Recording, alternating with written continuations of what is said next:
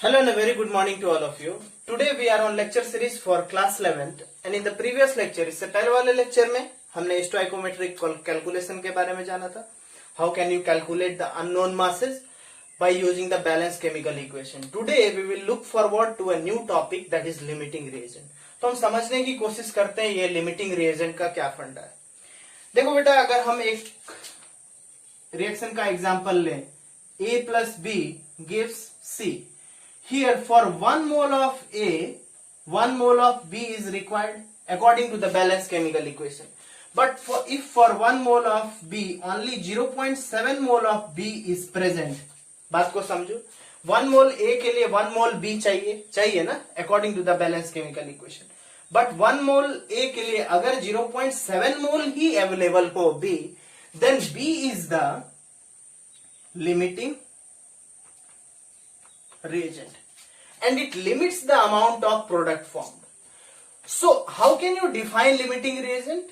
Limiting reagent is that reactant present in less amount and limits the amount of product formed. Limits the amount of product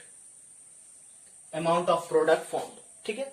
limiting reagent क्या होता है? Limiting reagent is that reactant present in less amount and limits the amount of product form and hence such type of reactants are called limiting reagent. इसको एक example से समझने की कोशिश करते हैं. सी,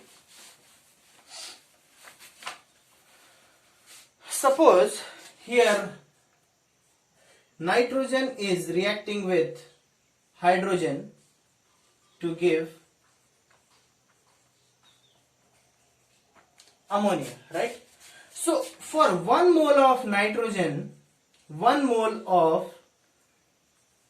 dinitrogen, 3 moles of dihydrogen are required. 3 moles of H2 are required for 1 mole of nitrogen.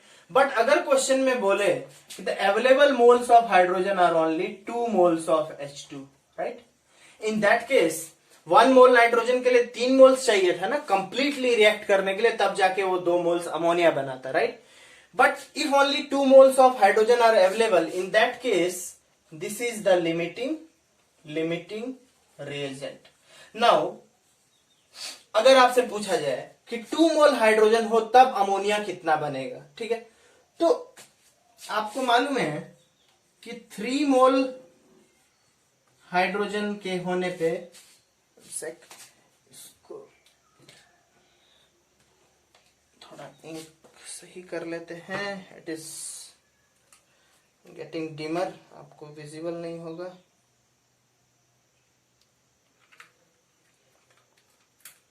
C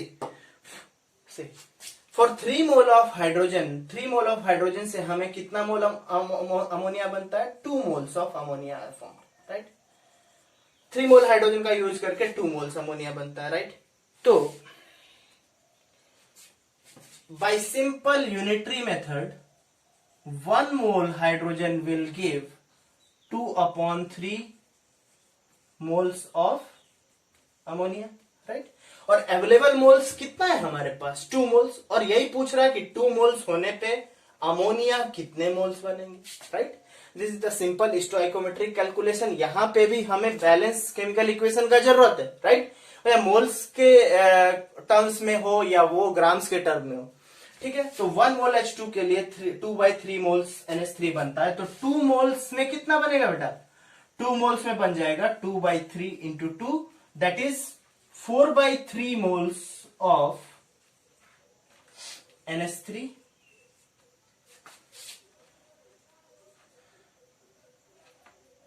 that can be 1.3 something, 1.3 moles, right? So limiting reagent यहां पे हाइड्रोजन हो गया. क्यों?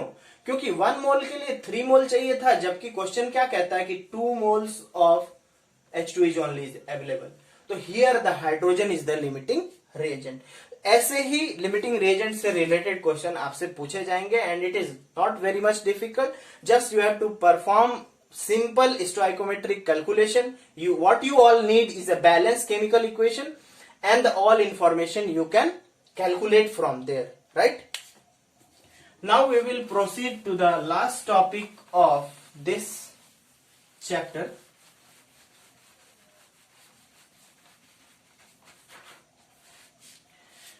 That is reactions in solution. Reactions in See, when we talk about solution, हम कुछ चीजें solution में calculate करते हैं. For example mole fraction. Mole fraction एक एक चीज करके हम चीजों को समझने की कोशिश करते हैं. Suppose that we have two components A and B in a solution. A and B एक सॉल्यूशन में. Number of mole for A is Na, number of mole for B is Nb. तो मोल फ्रैक्शन अलग अलग component का निकाला जाता है. Suppose that mole fraction of A will be denoted by XA will be equal to number of mole of A by total number of moles. तो mole fraction is defined as, mole fraction of a component is defined as number of moles of that component divided by total number of moles that are present. वैसे ही मैं XB निकालने की कोशिश करूं तो ये हो जाएगा NB upon Na plus NB. तो दिस इज मोल फ्रैक्शन. एक इंपॉर्टेंट चीज है जो कि आपको कैलकुलेशन में यूज होगा, वो है XA plus XB gives 1, right. It means that जितना भी मोल फ्रैक्शन हो, जितने भी कंपोनेंट हो, सबका मोल फ्रैक्शन ऐड करने पे it becomes unity. It becomes equal to unity और इट बिकम्स इक्वल टू 1. तो इसी को बोलते हैं मोल फ्रैक्शन. अब देखो बेटा, ये हम सॉल्यूशन क्यों बोल रहे हैं यहाँ पे, क्योंकि जो भी हम बात करेंगे वो सॉल्यूशन के बारे में ही है. This all things are calculated when solutions are formed, right? Mass percentage आप ऑलरेडी जानते हो तो मैं उस पर नहीं जाता हूं. Next is molarity. Molarity is number of moles of solute dissolved per liter of solution. पर लीटर सॉल्यूशन में कितने मोल्स सॉल्यूट के हैं उसी को हम क्या कहते हैं, molarity. What should be the formula? Molarity is represented by capital M and here it is W2 into 1000 by M2 into W1. मैं बता देता हूं क्यों ये W2 और W1 M2 ये क्या है, what is the significance. See here, W2 is the given mass of solute, given mass of solute. M2 is the molar mass of solute, right? और W1 क्या है, वॉल्यूम ऑफ सॉल्यूशन. ध्यान देना बेटा, अगर वॉल्यूम ऑफ सॉल्यूशन लीटर में दिया हो तो ये 1000 लगाने की यहां जरूरत नहीं है. अगर ये 1000 में नहीं, लीटर में ना दिया हो, ml में दिया हो, तो कन्वर्ट करने के लिए हम 1000 लगाते हैं. This W2 by M2 will simply give the number of moles of the solute. और W1 नीचे रखना इसलिए जरूरी है क्योंकि हमें पर लीटर सॉल्यूशन के निकालना है, राइट. पर वॉल्यूम को ही नीचे रखना पड़ेगा ना. ये पर लीटर सॉल्यूशन में कितने मोल्स हैं सॉल्यूट के. So this is the basic formula for the calculation of molarity. इसको याद रखना, जहां की W2 क्या है, given mass of solute. M2 क्या है, तुम्हारा molar mass of solute. W1 है वॉल्यूम ऑफ सॉल्यूशन, राइट. और ये 1000 वाला भी चीज याद रखना. एक और चीज है, स्लाइट डिफरेंस है, देख लेते हैं उसे भी. That is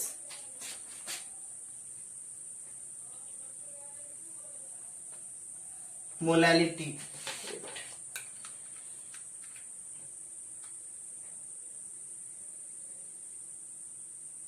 It is molality.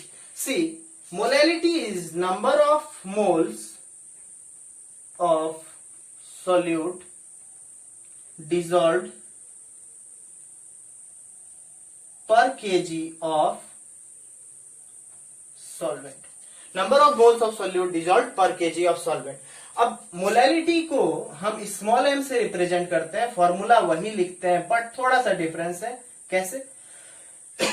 यहाँ पे M2 molar mass of solute है, W2 गिवन देख, लेकिन W1 क्या है, mass of solvent, mass of solvent अगर ग्राम्स में दिया हो तब 1000 का यूज करोगे, ग्राम्स में ना दिया हो तो डायरेक्टली 1000 का यूज करने का जरूरत नहीं। आप समझ रहे हो 1000 क्यों हम रख रहे हैं यहाँ पे, to convert the given mass to kilograms, because यहाँ केजी की ही बात हो रही है तो हमें कन्वर्ट करना पड़ेगा, right.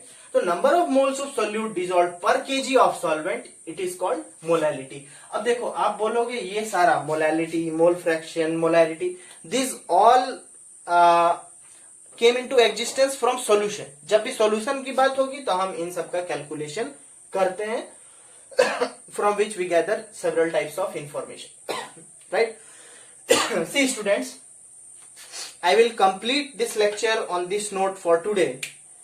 In the next lecture, we will try to solve the numericals related to this topic and also all the numericals from this chapter also, and finally we will close this chapter and we will start the new chapter, right? I hope you have understood the concept of limiting reagent. Limiting reagent एक बार और मैं बता देता हूं। अगर balance chemical equation कहता है कि 1 मोल किसी एक रिएक्टेंट के लिए, A के लिए 2 मोल B चाहिए और 2 मोल B ना हो के वहां 1 मोल B अवेलेबल हो, जैसे कि N2 में N2 प्लस 3H2 था, 1 मोल के लिए 3 मोल चाहिए था बट अवेलेबल मोल्स कितने थे, 2 मोल्स, तो हाइड्रोजन जो हो जाता है वो limiting reagent. Limiting reagent means reactant which is present in less amount and limits the amount of product form. और ये चीज आई होप सो कि आप समझ गए होंगे। So thank you for this lecture and we will meet up in the next lecture and we will solve the numericals and complete this chapter. After that, we will go to the second chapter. Thank you and have a nice day.